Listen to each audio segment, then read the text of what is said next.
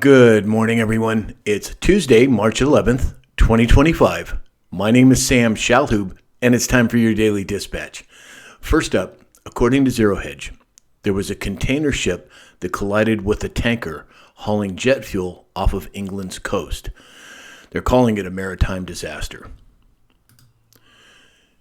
According to Disclosed TV, Russia accused London of being the, quote, main instigator of global conflict, just as they did on the eve of both world wars in the last century. Keep in mind, London, the Vatican, Washington, D.C. President Trump was asked about Social Security yesterday on Fox, and he said, I'm not going to touch Social Security. We're going to get the fraud out there. Everybody wants us to get the fraud out. Once again, speaking truth.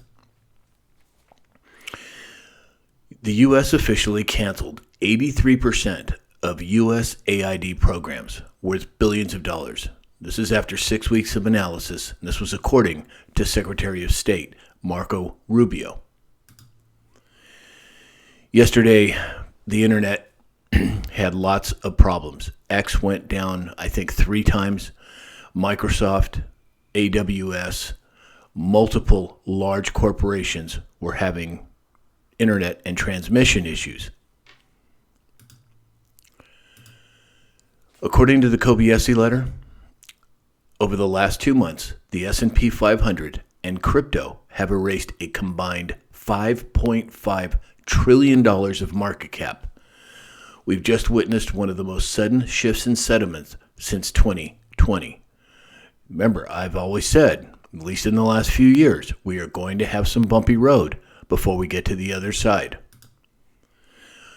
Again, according to the Kobayashi letter, on February 20th, JP Morgan, the CEO of JP Morgan, Jamie Dimon, sold $234 million worth of JPM stock. On February 22nd, Warren Buffett announced a record $334 billion in his cash balance.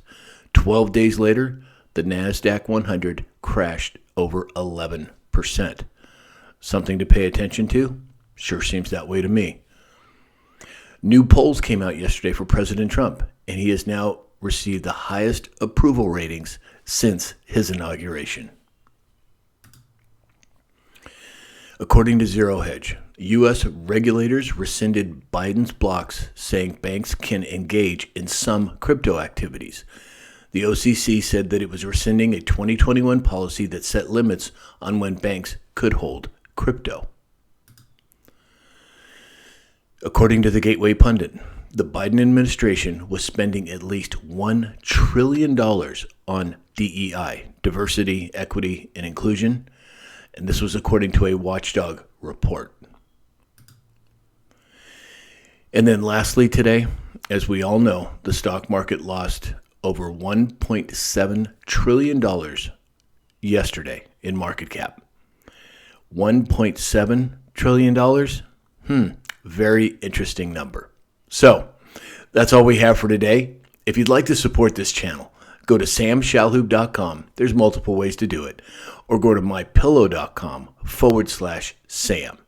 And in the meantime, I hope that you have a great day, and we'll talk again soon.